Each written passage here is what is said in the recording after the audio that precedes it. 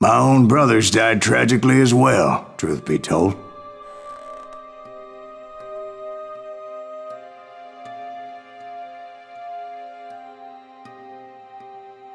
It was 1868, and me and my older brothers were pulling a tidy profit running cattle into Juarez, Mexico. One night after my brothers retired for the evening, I found a little poker game in a cantina with a couple of cowboys. And I just couldn't lose. I even won an old Spanish coin that had to be 100 years old. Well, I was mighty pleased with myself the next morning as my brothers and I rode for Texas. But before we crossed the border, those cowboys caught up with us. It was Johnny Ringo, Roscoe Bob Bryant, and another asshole named Jim.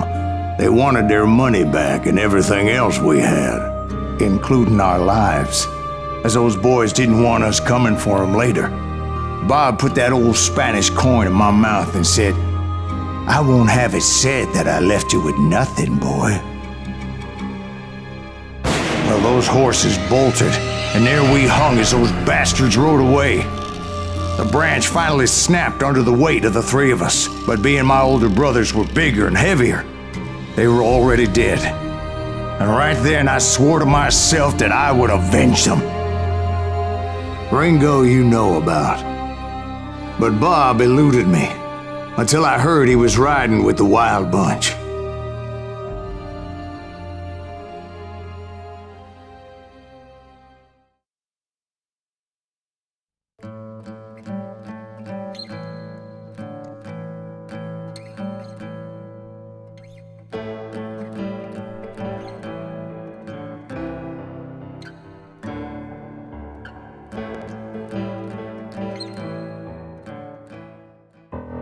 I'd been on their trail for months, ever since they left their hideout in the Bighorn Mountains. Led by Butch Cassidy, they were a loose association of outlaws who robbed banks and trains from Colorado to Montana. Among them was the Sundance Kid, and that murderous hombre I was tracking, Roscoe Bob Bryant. Were you a part of that giant Pinkerton posse after the Wild Bunch? No, boy.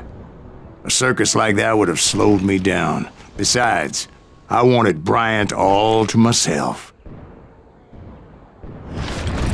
I'd heard about a large shipment of gold being transported to Wilcox, Wyoming on the Overland Flyer.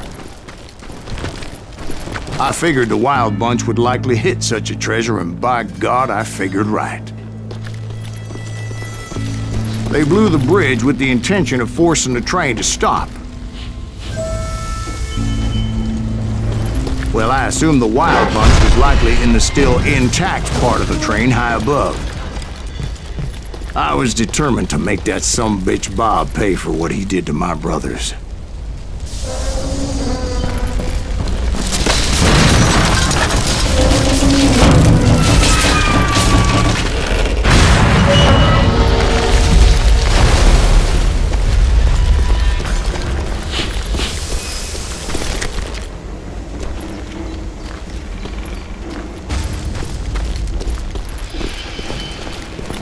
Ears are still ringing from blowing up that bridge. What'd you say? Well, I made my way off unscathed and came upon a few members of the gang and had no choice but to dispatch them. From there, I had to negotiate an even more precarious route. But first, I would need to get my ass out of there.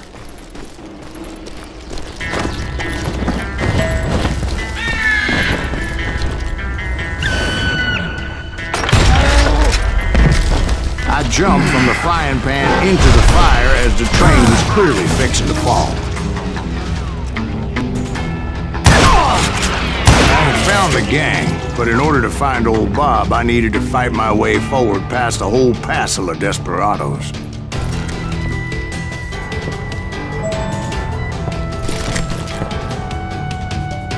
Outside, inside, any way I could, I made my way towards my prey.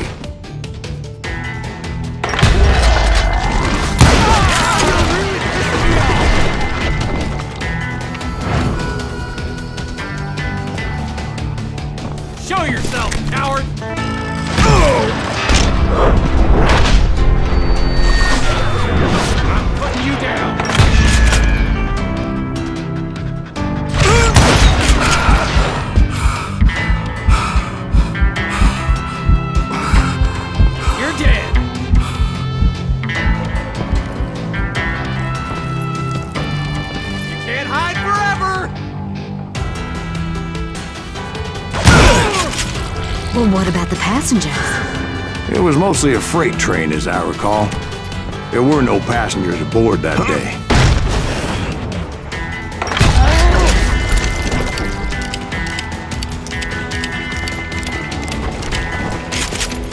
Gonna scalp you! I think we got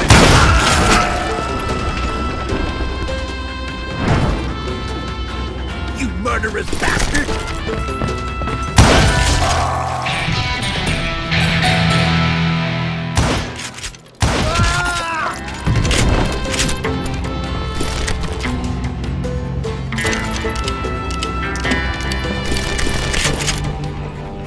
As I mentioned before, I am not fond of heights.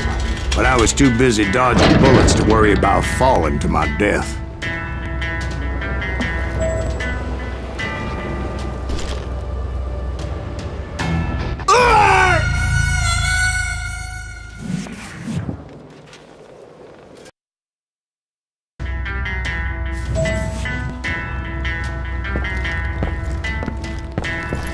Odds were I was likely to die that day anyway. So I was determined to take down as many of those bastards as I could.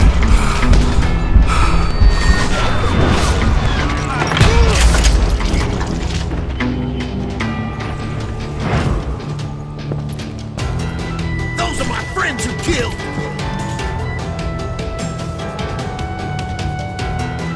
Come out from behind there! You're dead! You hear me?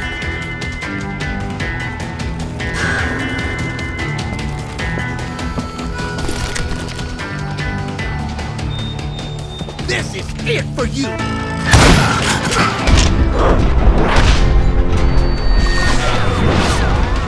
What the hell?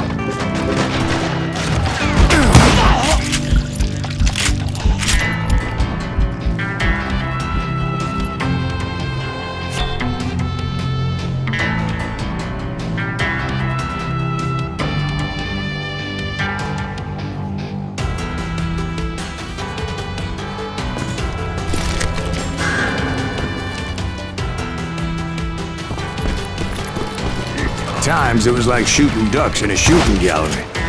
The only difference is these damn ducks shot back.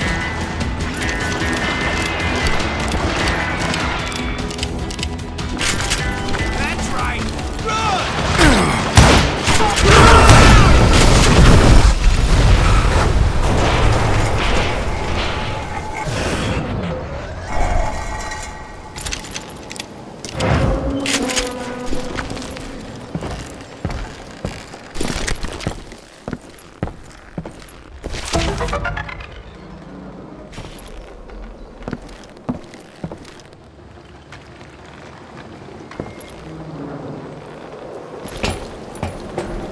I kept hoping the law would show up and give me a hand. You mean like that giant Pinkerton posse that I read about? Did they come riding in, guns a-blazing to help?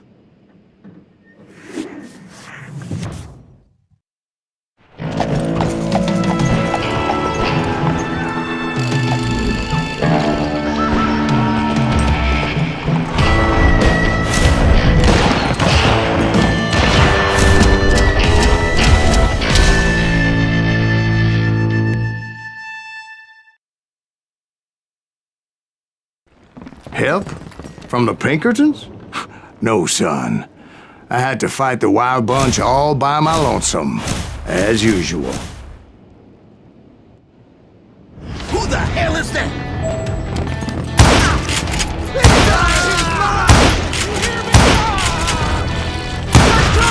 Retreat! Retreat!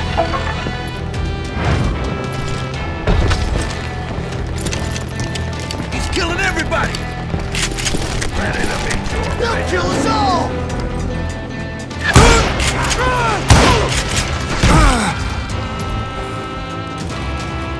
Your luck just ran out!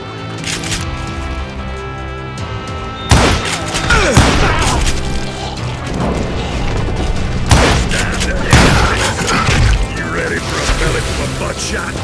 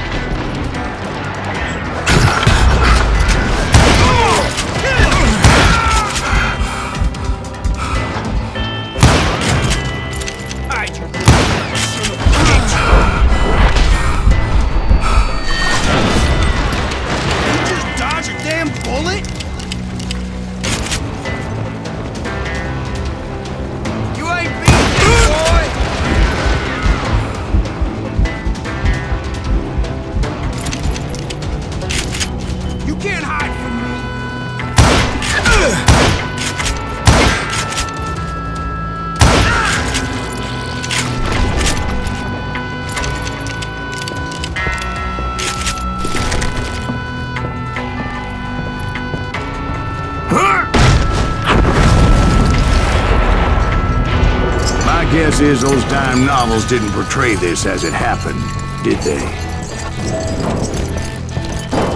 Only a few stragglers were left, and I had to cut them down pronto if I was going to stay on old Bob's trail.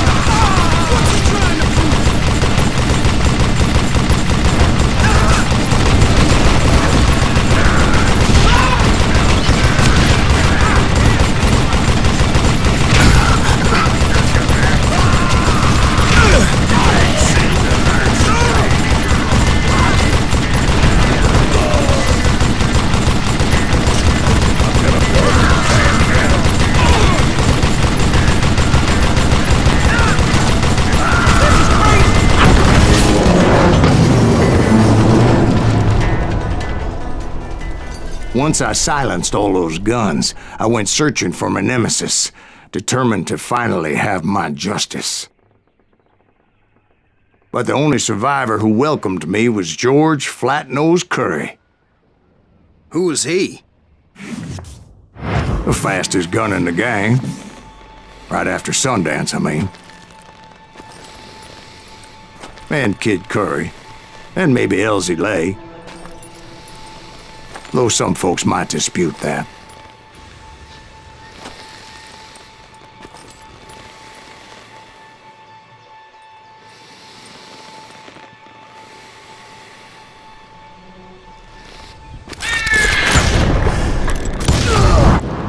On that very same day, Butch Cassidy and the Sundance Kid decided to leave the Wild Bunch behind and decamped for South America.